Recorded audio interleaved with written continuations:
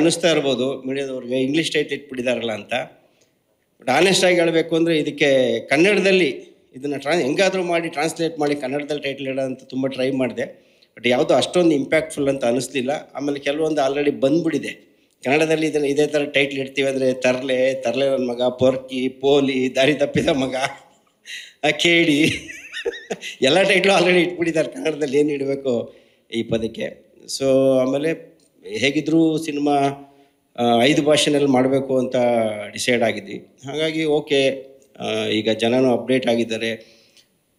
Title ಯಾವ ಲ್ಯಾಂಗ್ವೇಜಲ್ಲಿ ಇದೆ ಅನ್ನೋದು ಮುಖ್ಯ ಅಲ್ಲ, ಸಿನಿಮಾ ಚೆನ್ನಾಗಿರೋದು ಮುಖ್ಯ ಅನ್ನೋದು ಇವತ್ತು ಎಲ್ರಿಗೂ ಗೊತ್ತಾಗಿದೆ, ಪ್ರೇಕ್ಷಕರಿಗೂ ಕೂಡ, ಮತ್ತು ಅದನ್ನು ಅಕ್ಸೆಪ್ಟ್ ಮಾಡ್ತಾ ಇದ್ದಾರೆ ಕೂಡ.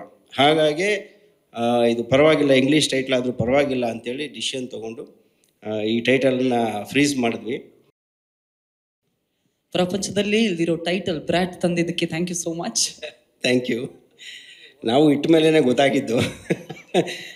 ಅಂದರೆ ಫಸ್ಟ್ ಹುಡ್ಕಿದ್ವಿ, ಟೈಟ್ಲ್ ಇಟ್ಟ ತಕ್ಷಣವೇ ಈ ಥರ ಯಾವ್ದಾರು ಒಂದು ಸಿನಿಮಾ ಇಂಗ್ಲೀಷ್ ಟೈಟ್ಲ್ ಅಲ್ವಾ, ಜನರಲಾಗಿ ಎಲ್ಲ ಪ್ರಪಂಚದಲ್ಲಿ ಎಷ್ಟೋ ಭಾಷೆ ಇದೆ, ಎಲ್ಲ ಭಾಷೆನಲ್ಲಿ ಇಡ್ತಾ ಇರ್ತಾರೆ, ರಿಪೀಟ್ ಅನಿಸ್ಬಾರ್ದಲ್ಲ ಅಂತ. ನಮಗೂ ಆವಾಗಲೇ ಆಶ್ಚರ್ಯ ಆಯಿತು, ನಾವೇ ಫಸ್ಟು ಈ ಟೈಟಲ್ ಇಟ್ಟಿರೋದು ಅಂತ. ಅದಕ್ಕೊಂದು ಕಾರಣವೂ ಇದೆ.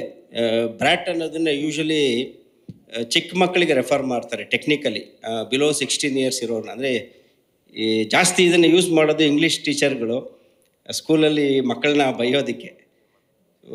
ಇನಿಷಿಯಲಿ ಇದನ್ನು ಹೇಗಾದರೂ ಅಂದರೆ ನಮ್ಮ ಕತೆಗೆ ತುಂಬ ಅವಶ್ಯಕತೆ ಇದ್ದಂಥ ಟೈಟಲ್, ಅಂದರೆ ಈ ಪಾತ್ರನ ಡಿಸ್ಕ್ರೈಬ್ ಮಾಡುವಂಥ ಒಂದು ಪದ ಇದು. ಸೊ ನಿಮಗೆಲ್ಲ ಅನ್ನಿಸ್ತಾ ಇರ್ಬೋದು ಮೀಡಿಯಾದವ್ರಿಗೆ ಇಂಗ್ಲೀಷ್ ಟೈಟ್ಲ್ ಇಟ್ಬಿಟ್ಟಿದಾರಲ್ಲ ಅಂತ. ಬಟ್ ಆನೆಸ್ಟ್ ಆಗಿ ಹೇಳಬೇಕು ಅಂದರೆ ಇದಕ್ಕೆ ಕನ್ನಡದಲ್ಲಿ ಇದನ್ನು ಹೆಂಗಾದರೂ ಮಾಡಿ ಟ್ರಾನ್ಸ್ಲೇಟ್ ಮಾಡಿ ಕನ್ನಡದಲ್ಲಿ ಟೈಟ್ಲ್ ಇಡೋಂತ ತುಂಬ ಟ್ರೈ ಮಾಡಿದೆ.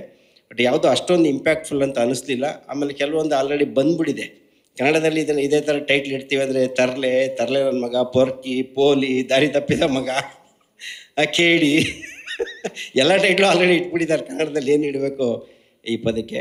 ಸೊ ಆಮೇಲೆ ಹೇಗಿದ್ದರೂ ಸಿನಿಮಾ 5 ಭಾಷೆನಲ್ಲಿ ಮಾಡಬೇಕು ಅಂತ ಡಿಸೈಡ್ ಆಗಿದ್ವಿ. ಹಾಗಾಗಿ ಓಕೆ, ಈಗ ಜನನೂ ಅಪ್ಡೇಟ್ ಆಗಿದ್ದಾರೆ. ಟೈಟಲ್ ಯಾವ ಲ್ಯಾಂಗ್ವೇಜಲ್ಲಿ ಇದೆ ಅನ್ನೋದು ಮುಖ್ಯ ಅಲ್ಲ, ಸಿನಿಮಾ ಚೆನ್ನಾಗಿರೋದು ಮುಖ್ಯ ಅನ್ನೋದು ಇವತ್ತು ಎಲ್ರಿಗೂ ಗೊತ್ತಾಗಿದೆ, ಪ್ರೇಕ್ಷಕರಿಗೂ ಕೂಡ, ಮತ್ತು ಅದನ್ನು ಅಕ್ಸೆಪ್ಟ್ ಮಾಡ್ತಾ ಇದ್ದಾರೆ ಕೂಡ. ಹಾಗಾಗಿ ಇದು ಪರವಾಗಿಲ್ಲ, ಇಂಗ್ಲೀಷ್ ಟೈಟ್ಲ್ ಆದರೂ ಪರವಾಗಿಲ್ಲ ಅಂತೇಳಿ ಡಿಸಿಷನ್ ತೊಗೊಂಡು ಈ ಟೈಟಲನ್ನ ಫ್ರೀಸ್ ಮಾಡಿದ್ವಿ. ಬಟ್ ಒಂದು ಸಣ್ಣ ಅಳುಕಿತ್ತು ನನಗೆ, ಏನಾದರೂ ತುಂಬ ಅನ್ಫೆಮಿಲಿಯರ್ ವರ್ಡ್ ಬ್ರ್ಯಾಟ್ ಅನ್ನೋದು. ಯಾವುದೋ ಒಂದು ತುಂಬ ನಮ್ಮ ಡೈಲಿ ಯೂಸೇಜಲ್ಲಿರೋವಂಥ ಇಂಗ್ಲೀಷ್ ವರ್ಡ್ ಆದರೆ ಏನು ಅಂಥ ಇಶ್ಯೂ ಆಗ್ತಾ ಇರಲ್ಲ. ಇದು ತುಂಬ ರೇರ್ಲಿ ಕಿವಿ ಮೇಲೆ ಬೀಳೋವಂಥ ಪದ. ಸೊ ಇದನ್ನು ಅರ್ಥ ಮಾಡಿಸೋದಕ್ಕೆ, ಈ ಟೈಟಲನ್ನು ಅರ್ಥ ಮಾಡಿಸೋದಕ್ಕೆ ಏನಾದರೂ ಸ್ವಲ್ಪ ಸ್ಪೆಷಲಾಗಿ ಮಾಡಬೇಕು ಅಂತ ಅನ್ನಿಸ್ತು.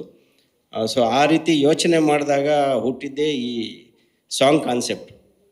ಎಕ್ಸ್ಕ್ಲೂಸಿವ್ ಆಗಿ ಇದೇನು ಸಿನಿಮಾದಲ್ಲಿ ಇರುವಂಥ ಸಾಂಗ್ ಅಲ್ಲ, ಬಟ್ ಸಿನಿಮಾದ ಸಾರವನ್ನು ಒಂದು ಸಾಂಗಲ್ಲಿ ಹೇಳೋಣ, ಅದ್ರ ಜೊತೆಗೆ ಟೈಟಲ್ಲು ಏನು ಅನ್ನೋದನ್ನು ಅರ್ಥ ಮಾಡಿಸೋಣ ಅನ್ನೋ ಕಾರಣಕ್ಕೆ ಈ ಥರದ ಒಂದು ಸಾಂಗನ್ನು ಮಾಡಿದ್ದು. ಯೂಶ್ವಲಿ ಈಗ ಟೈಟಲ್ ಲಾಂಚ್ ಮಾಡೋದಕ್ಕೆ ವಿಡಿಯೋ ಮಾಡೋದು ಟ್ರೆಂಡೇ, ಜನರಲಾಗಿ ಸೀನ್ಸ್ ಮಾಡ್ತಾರೆ. ಬಟ್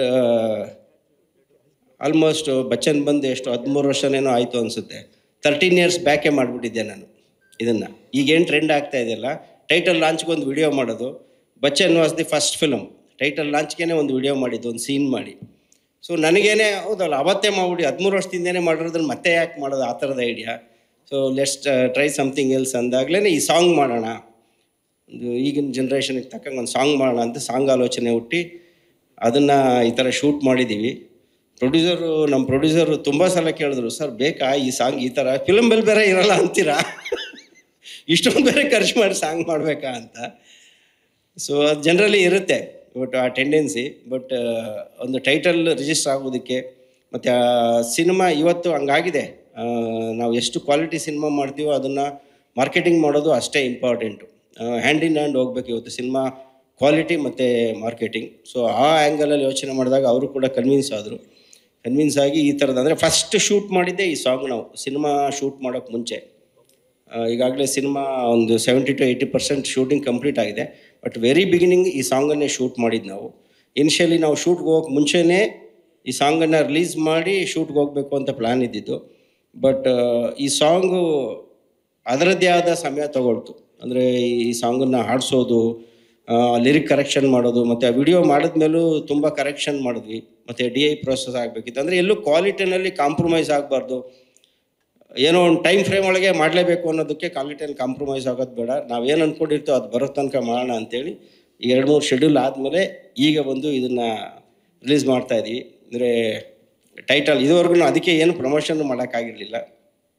ಇನ್ನು ಸಿನಿಮಾ ವಿಚಾರಕ್ಕೆ ಬಂದರೆ ಕೃಷ್ಣ ಆಲ್ರೆಡಿ ಹೇಳಿದ್ರು, ಅವರ ಕೆರಿಯರಲ್ಲಿ ಅವರು ಇದುವರೆಗೂ ಮಾಡ್ದಲೇ ಇರೋಂಥ ಸಿನಿಮಾ, ನನ್ನ ಕೆರಿಯರಲ್ಲೂ ನಾನು ಇದುವರೆಗೂ ಮಾಡ್ದಲೇ ಇರೋಂಥ ಸಿನಿಮಾ ಇದು. ಸೊ ಯೂಶ್ವಲಿ ನನ್ನ ಸಿನಿಮಾಗಳನ್ನ ನೋಡಿದ್ರೆ ನಿಮಗೆಲ್ಲ ಗೊತ್ತಿರುತ್ತೆ, ಪ್ರತಿ ಸಿನಿಮಾದಲ್ಲೂ ಏನಾದರೂ ಹೊಸದನ್ನು ಮಾಡಬೇಕು ಅನ್ನೋದು ನನ್ನ ಒಂದು ಆಸೆ. ಅಂದರೆ ಜಾನರ್ ಚೇಂಜ್ ಆಗಬೇಕು ಅನ್ನೋದು. ಈಗ ರಿಪಿಟೇಟಿವ್ ಅನ್ನಿಸ್ಬಾರ್ದು. ಒಬ್ಬ ಡೈರೆಕ್ಟ್ರ್ ಸಿನಿಮಾಗಳು ಒಂದೇ ಥರ ಇದೆ ಅಂತ ಯಾಕೆ ಅನಿಸುತ್ತೆ ಕೆಲವೊಮ್ಮೆ ಅಂತಂದರೆ, ಒಂದೇ ಥರ ಅದೇ ಜಾನರ್ನ ಕಥೆಗಳು ಮಾಡ್ತಾ ಇರ್ತಾರೆ. ಸೊ ನಾವು ಬೇರೆ ಬೇರೆ ಜಾನರ್ ಕಥೆಗಳನ್ನು ಮಾಡಿದ್ರೆ ಬೇರೆ ಬೇರೆ ಥರ ಸಿನಿಮಾ ಅಂತ ಅನಿಸುತ್ತೆ. ಮತ್ತು ಈಗಿನ ಟ್ರೆಂಡಿಗೆ ತಕ್ಕಂಗೆ ಇರ್ತೀವಿ ಅನ್ನೋ ಕಾರಣಕ್ಕೆ ಬೇರೆ ಏನಾದ್ರು ಸಿನಿಮಾ ಮಾಡಬೇಕು. ನಾವು ಆಲ್ರೆಡಿ ಆಯಿತು, ಸಕ್ಸಸ್ ಆಗಿದೆ, ಒಂದು ಫ್ಯಾಮಿಲಿ ಡ್ರಾಮಾ ಮಾಡಿದ್ವಿ, ಜನ ಆಕ್ಸೆಪ್ಟ್ ಮಾಡಿದ್ದಾರೆ, ಮತ್ತೆ ಅಂಥದ್ದು ಇನ್ನೊಂದು ಮಾಡ್ಬಿಡ್ದು ಈಸಿ ಅದು. ಬಟ್ ಆ ಈಸಿ ರೂಟ್ ಕಂಡ್ಕೊಳ್ಳೋದು ಬೇಡ, let's take A new challenge, ಹೊಸ್ದಾಗಿ ಏನಾದರೂ ಮಾಡೋಣ ಅಂತ ಡಿಸೈಡ್ ಮಾಡಿದ್ದು. ಅದಕ್ಕೆ ಸಪೋರ್ಟಿವ್ ಆಗಿ ಬಂದಿದ್ದು ನಮ್ಮ producer Manju sir. Very one of the sweetest person have met in my life ಅಂತ ಹೇಳ್ಬೋದು. ತುಂಬ ಅವರು ಆಗಿರ್ಬೋದು, ಅವ್ರ ಬ್ರದರ್ ಬದ್ರಿ ಸರ್ ಆಗಿರ್ಬೋದು, ಅವರ ಎಂಟೈರ್ ಫ್ಯಾಮಿಲಿ ತುಂಬ ಸ್ವೀಟ್ ಪೀಪಲ್, ತುಂಬ ವೆರಿ ಜೆಂಟಲ್ಮನ್ ಪೀಪಲ್ಲು.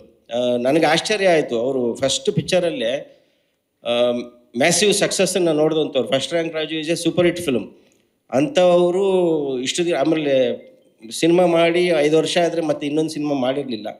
ನನಗೆ ಅಚಾನಕ್ಕಾಗಿ ಅವರು ಪರಿಚಯ ಆಗಿದ್ದು, ನಮ್ಮ ಬೇರೆ ಕೌಸಲ್ಯ ಸುಪ್ರಜಾರಾಮ ಟೈಮಲ್ಲಿ ಪರಿಚಯ ಆಗಿದ್ದು. ಸೊ ನನಗೆ ಆಶ್ಚರ್ಯ ಆಗಿ ಆಮೇಲೆ ನಾನು ಬ್ಯುಸಿ ಇದ್ನಲ್ಲ, ಮುಗಿದ ಮೇಲೆ ಅವ್ರನ್ನ ಮೀಟ್ ಮಾಡಿ, ಈ ಥರ ಯಾಕೆ ನೀವು ಬಿಟ್ಬಿಟ್ಟಿದ್ದೀರಾ, ಬನ್ನಿ ಕನ್ನಡ ಇಂಡಸ್ಟ್ರಿಗೆ ನಿಮ್ಮಂಥ ಪ್ರೊಡ್ಯೂಸರ್ಗಳ ಅವಶ್ಯಕತೆ ಇದೆ ಅಂತೇಳಿ ನಾನು ಅವ್ರನ್ನ ಎಳ್ಕೊಂಬಂದಿರೋದು ಆ್ಯಕ್ಚುಲಿ ಸಿನಿಮಾ ಪಡ. ಯಾಕೆಂದರೆ ಅವ್ರದ್ದೇ ಆದ ಬಿಸ್ನೆಸ್ಸು, ಅವ್ರದ್ದೇ ಆ ಬಿಸ್ನೆಸ್ನ ಜವಾಬ್ದಾರಿಗಳು ತುಂಬ ದೊಡ್ಡದಿದೆ. ಸೊ ಅವ್ರಿಗೆ ಸಿನಿಮಾನ ಎಲ್ಲ ಜವಾಬ್ದಾರಿ ತೊಗೊಂಡು ಮಾಡೋವಂಥವ್ರು ಬೇಕಿತ್ತು. ಸೊ ಐ ಆಮ್ ಹಿಯರ್, ನಾನಿದ್ದೀನಿ, ನಿಮಗೇನು ನಿಮ್ಮ ಅಕೌಂಟಲ್ಲಿ ದುಡ್ಡು ಇಟ್ಕೊಳ್ಳಿ, ನಾನು ಹೇಳ್ದಾಗ ಟ್ರಾನ್ಸ್ಫರ್ ಮಾಡಿ ಸಾಕು, ಮಿಕ್ಕಿದೆಲ್ಲ ನಾನು ನೋಡ್ಕೊತೀನಿ ಅನ್ನೋ ಒಂದು ಧೈರ್ಯ ಅವ್ರಿಗೆ ಕೊಟ್ಟು, ಮತ್ತು ಅವ್ರಿಗೆ ಈ ಕತೆ ತುಂಬ ಇಷ್ಟ ಆಯಿತು. ಇದ್ರದ್ದೊಂದು ಕತೆ ಅಂದಾಗ ತುಂಬ ಇಷ್ಟ ಆಯಿತು. ಸೊ ಅದು ಒಂದು ಕಾನ್ಫಿಡೆನ್ಸ್ ಬಂದು ಈ ಸಿನಿಮಾದ ಮೇಲೆ ಇನ್ವೆಸ್ಟ್ ಮಾಡಿದ್ದಾರೆ. ಮತ್ತು ಡೇ ಒನ್ನಿಂದ ಏನು ಈ ಸಿನಿಮಾ ಕತೆಗೆ ಏನು ಬೇಕೋ ಅದನ್ನೆಲ್ಲ ಪ್ರೊವೈಡ್ ಮಾಡ್ತಾ ಬಂದಿದ್ದಾರೆ. ತುಂಬ ಪ್ರಶ್ನೆ ಕೇಳ್ತಾರೆ, ಬಟ್ ಅವ್ರ ಡೌಟ್ಗಳನ್ನ ಕ್ಲಿಯರ್ ಮಾಡ್ಕೊಳ್ಳೋಕ್ಕೆ ಪ್ರಶ್ನೆ ಕೇಳ್ತಾರೆ.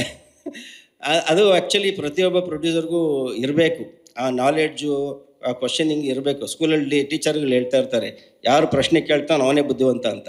ಸೊ ನಮ್ಮ ಪ್ರೊಡ್ಯೂಸರ್ ಬುದ್ಧಿವಂತ ಅಂತ ನೀವು ಅರ್ಥ ಮಾಡ್ಕೋಬೇಕು, ಅಷ್ಟೊಂದು ಪ್ರಶ್ನೆ ಕೇಳ್ತಾರೆ. So sweet of you, thank you very much. ಇಲ್ಲಿವರೆಗೂ ತುಂಬ ಚೆನ್ನಾಗಿ ಸಪೋರ್ಟ್ ಮಾಡಿದ್ದೀರಾ. ಆ್ಯಂಡ್ ಈ ಸಿನಿಮಾದ ಮ್ಯೂಸಿಕ್ಕು ನನ್ನ ಪರ್ಸನಲ್ ಫೇವ್ರೇಟ್ ಅರ್ಜುನ್ ಜನ್ಯ ಅವ್ರು ಮಾಡಿರೋದು. ಶ್ಯಾಮ್ ಅವ್ರು ಆಗಲೇ ಹೇಳಿದ್ರು, ಇದು ಟೈಟಲ್ ಲಾಂಚ್ಗೆ ಅಂತ ಮಾಡಿರುವಂಥ ಸಾಂಗ್ ಇದು. ಇದಲ್ಲದೆ ಸಿನಿಮಾದಲ್ಲಿ ಇನ್ನೂ 3 ಸಾಂಗ್ ಇದೆ, 3 ತುಂಬ ಒಳ್ಳೆಯ ಸಾಂಗ್ಸು. ಆ್ಯಕ್ಚುಲಿ ನಮ್ಮ ಸಿನಿಮಾಗಳಿಗೆಲ್ಲ ಫಸ್ಟು ಲಿಸನರೇ ನಮ್ಮ ಶ್ಯಾಮ್ ಅವರು. ಆನಂದ್ ಅಡಿಯೋದವರು ಆಡಿಯೋ ರೈಟ್ಸ್ ತೊಗೊಂಡಿದ್ದಾರೆ ಅಂದರೆ ಅದು ಶೂರ್ ಶಾಟ್ ಹಿಟ್ ಆಲ್ಬಮ್ ಅಂತಲೇ ಲೆಕ್ಕ. ಯಾಕೆಂದರೆ ಅವ್ರ ಜಡ್ಜ್ಮೆಂಟ್ ತುಂಬ ಪಕ್ಕಾ ಇದೆ. ಅವ್ರು ಯಾವತ್ತೂ ಅವ್ರ ಜಡ್ಜ್ಮೆಂಟಲ್ಲಿ ಸೋತಿಲ್ಲ. ಅವ್ರು ಯಾವ್ದಾದ್ರು ಒಂದು ಸಿನಿಮಾಗೆ ಒಳ್ಳೆ ರೇಟ್ ಕೊಟ್ಟು ತೊಗೊಂಡ್ರು ಅಂದರೆ ಅದು ಶೂರ್ ಶಾಟ್ ಆಲ್ಬಮ್ ಅಂತ. ನಮ್ಮ ಸಿನಿಮಾಗೂ ಒಳ್ಳೆ ರೇಟ್ ಕೊಟ್ಟು ತೊಗೊಂಡಿದ್ದಾರೆ. ಕೇಳಿದ್ದಾರೆ, ಅವ್ರು ಕೇಳಿದ್ದಾರೆ ಪರ್ಸ್ನಲ್ಲಾಗಿ, ಅವ್ರು ಎಲ್ಲ ಸಾಂಗ್ಗಳನ್ನು ಕೇಳಿದ್ದಾರೆ. ಸೊ ತುಂಬ ಚೆನ್ನಾಗಿ ಬಂದಿದೆ, ಆಲ್ಬಮ್ಮು ತುಂಬ ಚೆನ್ನಾಗಿ ಬಂದಿದೆ. ಇನ್ನೊಂದು 20% ಆಗೋದ್ರೆ ಶೂಟಿಂಗ್ ಮುಗಿದೋಗುತ್ತೆ. ಇನ್ನು ನಮ್ಮ ಜೊತೆಯಲ್ಲಿ ಇಡೀ ತಂಡ, ಈಗ ಇವರಿಬ್ಬರನ್ನು ನೋಡಿದ್ರೆ ಸ್ಕ್ರೀನ್ ಮೇಲೆ, ಇವರಿಬ್ಬರು ಸ್ಕ್ರೀನ್ ಮೇಲೆ ಇವಾಗ ಇಷ್ಟೊತ್ತು ನಿಮಗೆ ಸ್ಟೇಜ್ ಮೇಲೆ ಹೆಂಗಿದ್ರು, ಇಡೀ ಸಿನಿಮಾದ ಶೂಟಿಂಗು ಹಂಗೆ ಇತ್ತು. ಯಾಕೆಂದರೆ ಇದು basically action thriller, but action thriller targeted towards Young generation. ಈ ಜನ್ರೇಷನ್ ಹುಡುಗರ ಕತೆ. ಅಂದರೆ ಈಗಿನ ಏನು ಯಂಗ್ಸ್ಟರ್ಸ್ ಇದ್ದಾರಲ್ಲ, ಈಗ ಟೀನೇಜಲ್ಲಿರೋರು, 20ಸಲ್ಲಿರೋರು, ಮತ್ತು 20ಇಂದ 30 ಮಧ್ಯದಲ್ಲಿರುವಂಥವ್ರು, ಅವರ ಒಂದು ಜರ್ನಿನ ಡಿಪಿಕ್ಟ್ ಮಾಡೋವಂಥ ಕತೆ. ಕ್ರಿಸ್ಟಿ ದ ಬ್ರ್ಯಾಟ್ ಅನ್ನೋ ಹುಡುಗ ಅವರಿಗೆ ತುಂಬ ಕನೆಕ್ಟ್ ಆಗುವಂಥ ಕ್ಯಾರೆಕ್ಟ್ರು, ಈಗಿನ ಜನ್ರೇಷನ್ಗೆ ಕನೆಕ್ಟ್ ಆಗುವಂಥ ಒಂದು ಪಾತ್ರ. ಮತ್ತು ಈ ಸಿನಿಮಾದಲ್ಲಿ ಅಚ್ಯುತ್ ಕುಮಾರ್ ಅವರು ನಮ್ಮ ಕೃಷ್ಣ ಅವರ ತಂದೆ ಪಾತ್ರ ಮಾಡಿದ್ದಾರೆ. ಅವರು ಇವತ್ತು ಬ್ಯುಸಿ ಇದ್ದಿದ್ದರಿಂದ ಬರೋಕ್ಕಾಗಿಲ್ಲ. ಬೇಸಿಕಲಿ ಇದು ತಂದೆ ಮಗನ ನಡುವಿನ ಸಂಘರ್ಷ, ಆ ಸಂಘರ್ಷದಲ್ಲಿ ಹಲವಾರು ವಿಚಾರಗಳು ಬಂದೋಗುತ್ತೆ. ಸೊ ಈ ಬ್ರ್ಯಾಟ್ ಅನ್ನೋ ಟೈಟ್ಲು ಕೂಡ ಫಾದರ್ ಪಾಯಿಂಟ್ ಆಫ್ ವ್ಯೂನಲ್ಲಿ, ತಂದೆಯ ದೃಷ್ಟಿನಲ್ಲಿ ಮಗ ಬ್ರ್ಯಾಟ್. ಸೊ ಹಾಗಾಗಿ ಈ ಕಥೆಗೆ ಇದೇ ಟೈಟಲ್ ಬೇಕಾಗಿತ್ತು, ಇಟ್ಟಿದ್ದೀವಿ, ಇವತ್ತು ಲಾಂಚ್ ಮಾಡಿದ್ದೀವಿ. ನಮ್ಮ ಎಲ್ಲ ಸಿನಿಮಾಗೂ ಮೀಡಿಯಾದವರು ತುಂಬ ಸಪೋರ್ಟಿವ್ ಆಗಿ ನಿಂತಿದ್ದೀರಾ, ತುಂಬ ಅಪ್ರಿಷಿಯೇಟ್ ಮಾಡಿದ್ದೀರಾ. ಸೊ ಬೆಂಬಲ ನೀಡಿದ್ದೀರಾ. ನಿಮ್ಮ ಬೆಂಬಲ ಹೀಗೆ ಇರಲಿ. ನೀವೇನು ಎಕ್ಸ್ಪೆಕ್ಟ್ ಮಾಡ್ತೀರೋ ಆ ಥರದ ಒಂದು ಒಳ್ಳೆಯ ಸಿನಿಮಾನ ನಾವು ಖಂಡಿತ ಮಾಡ್ತಾಯಿದ್ದೀವಿ ಅಂತ ಹೇಳೋಕ್ಕೆ ಇಷ್ಟಪಡ್ತೀನಿ. Thank you.